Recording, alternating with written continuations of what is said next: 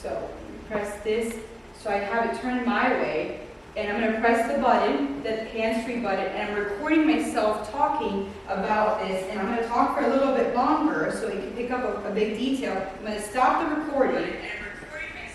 The little sticker that's peeling button, captions, and it picks up my Miami accent. See how it's picking up the caption? I'm going to press done. The button all the way to the right, just remember me doing this, the 3 dots. I press save. Now that video has been saved to my camera roll. So it's been saved to my camera files, my camera roll. I'm going to just delete this so I don't keep hearing myself and see how crazy my hair looks. I'm going to pretend I'm going to post a post, and then see, it's already saved. And I can share that as a reel, a story. I can use it, but this is very technical, but I can repurpose that video and post it as a newsfeed post. And it's picking up the caption. So remember, I think it's 78% of people are watching a video on news. And I posted a video, my husband's like, I saw your video at the barber. And he couldn't hear what I was saying, but I had the captions, so he knew what I was talking about. I was like, oh, okay. Again, caption, and actually within the actual video of the reel, I say, please read the caption. So people actually read that blurb that I'm going to write out, telling the story behind the bracelet or whatever, and the type of materials used. You can tag people. You can change the music. You can add the location, what have you. Again, you can add the captions, what's really important right now. Get to the meat of what you have to say. Get to the juicy part first. Don't just start rambling. Get to the point when it comes to stories. I mean, with reels as well. You can use the captions, save the thing, so when people are watching it, they're not watching it and trying to read your lips. Top of mind, this is where I wanted to record this. This is my favorite tip. We're almost towards the end. This is my favorite tip. This is my favorite tip. Okay. So I read a Forbes article that said that 50 to 60% of the business that you get is from your current customers, while 5 to 12% is from new people. Here we are sweating the new people, and we just need to hit up the current customers. And depending on what type of industry you are in business, that gave me an anxiety attack. I was like, here I am trying to get new people, and I just have to cultivate my current customers. So I immediately ordered a box of Valentina truffles with my logo on it and sent it to my 3 most outspoken clients. 100% of the proceeds benefit children charities. It's a great cause. So I did that, and I sent it to these folks, and they posted about me. And then I reshared it, and it was like a ripple effect. I posted about them, they shared about me, and it was beautiful. But how do you do it on social media? How do you cultivate these relationships with your best customers, the people that advocate for you, the Michelles that are having me come to this event and help you guys? How do I cultivate the relationship?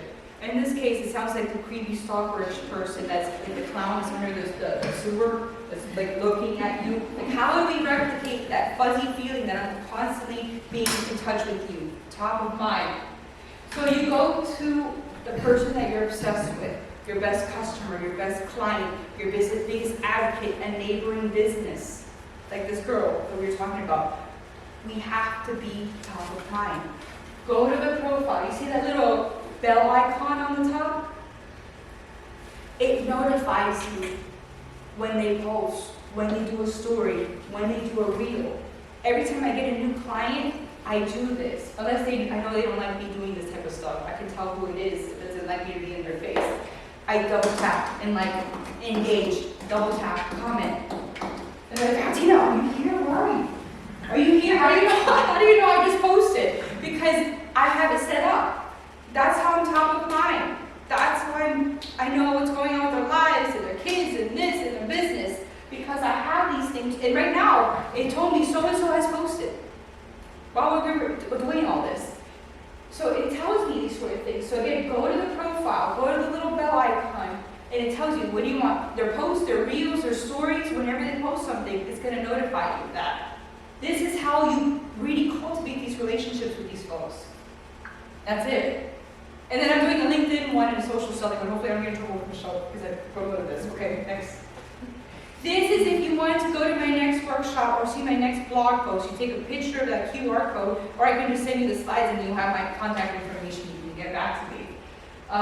Old school way of getting in touch with me. Too bad it's like cut off there, but you can assume what it says there. Again, I will probably send her the slides and you have my contact information. If you look at where you put your name, at the bottom of that sheet of paper, the checklist, is all my information as well. Questions? We made it. Yes. So on Instagram, I'm unclear about if you follow someone, do you have to choose all the different ways, like reels, posts, like that, or is it just one? You pick. It's a little icon. It says posts, Okay. reels, or stories. Okay. I do one. It's like, I don't want to overkill myself with what you're posting. Yeah. All right. Could you explain again, maybe I missed it, how you can get it, everything you do on Instagram, which you just described is quite complex. Can you connect that to Facebook and Yeah, so you Twitter? can post, you can, that's great, you deserve a cookie. We need to get him a hypothetical cookie. You want to There's ask two my things. Escobar-Gonzalez, huh? There's two ways. You can post, whoops, oh my water bottle. You can post on Instagram and have it post to your Facebook automatically, or you can invest in, some of them are free. Hootsuite, Trello, Buffer are third party, and you can schedule it to go to different social media platforms. You say the blurb, you post a picture or the video, and it blasts it out to wherever you want it, whether it's LinkedIn, Facebook business page, Instagram, Twitter, what have you. I personally prefer to post natively, because I just do it so fast. LinkedIn is different hashtags versus Instagram. You're going to post different blurbs depending on what social media platform it is. So can you do it the other way around? If you have something on Twitter, can you push it onto Instagram? I think so, but I haven't messed with it. I personally prefer natively posting on each platform. But there's some people like, I don't have time, let's just get this done, pop, pop, pop, pop, and it's blasting out to all these places at once. And schedule it in advance. You can schedule it in advance too. Let's say you have a promotion for Thanksgiving, you can start scheduling your social media updates for Thanksgiving. Sounds like Instagram is your favorite platform for what you do. It's LinkedIn and Instagram. LinkedIn, because it's so static. I mean, even an old guy like me does LinkedIn. Oh, but it's fun now. It's a fun place to hang out. Any questions? Other questions? JR, what are you going to tell your wife? A lot. Okay. Like, what? Yeah. All right. Well, any other questions? Yes. Question about reminders. So like we can, When you have an event coming up, you press the reminder button when you post on the news feed, and then the countdown on stories, and that notifies your audience that it's a week left or 2 weeks left or what have you. And so they get countdowns. Yes. Okay. That's going to be super persuasive to get people to do stuff for you.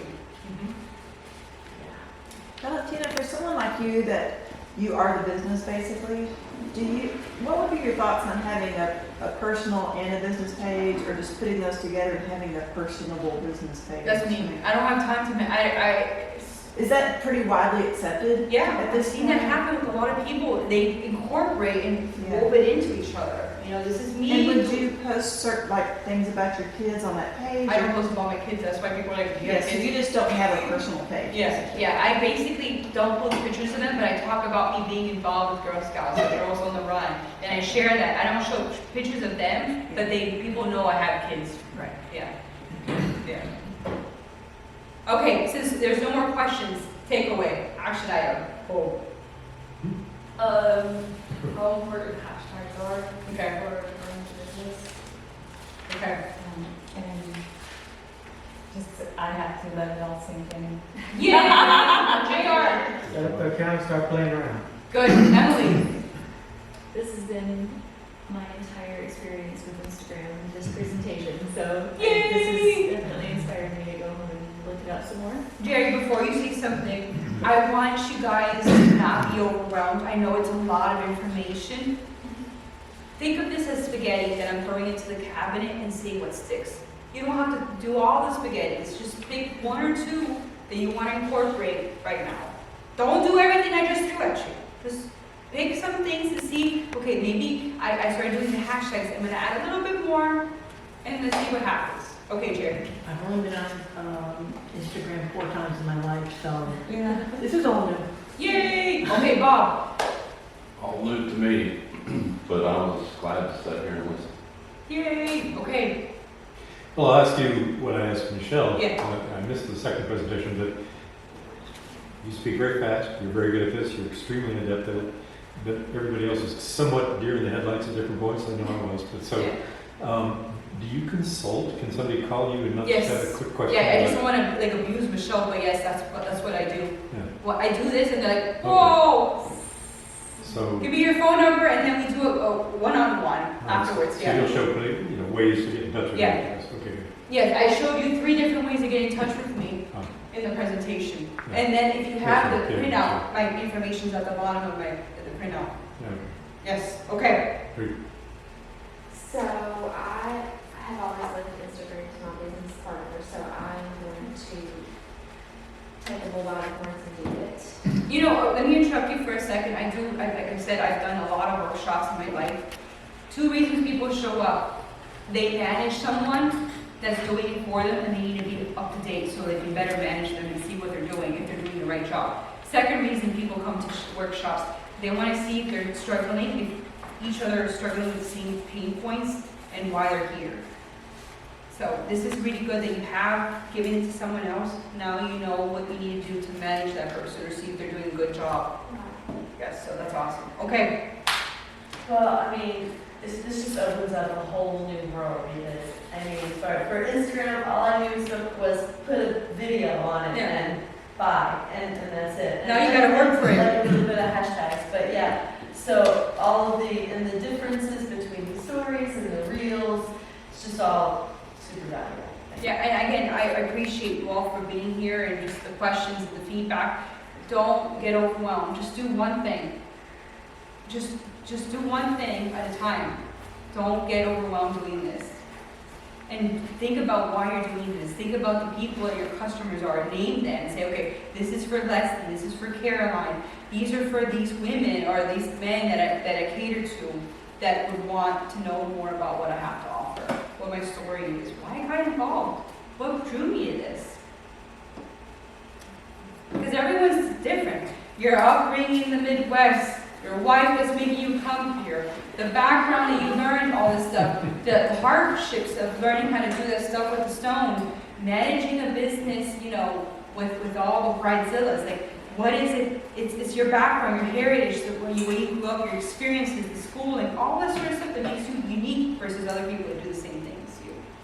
So, okay. Thank you. Yay.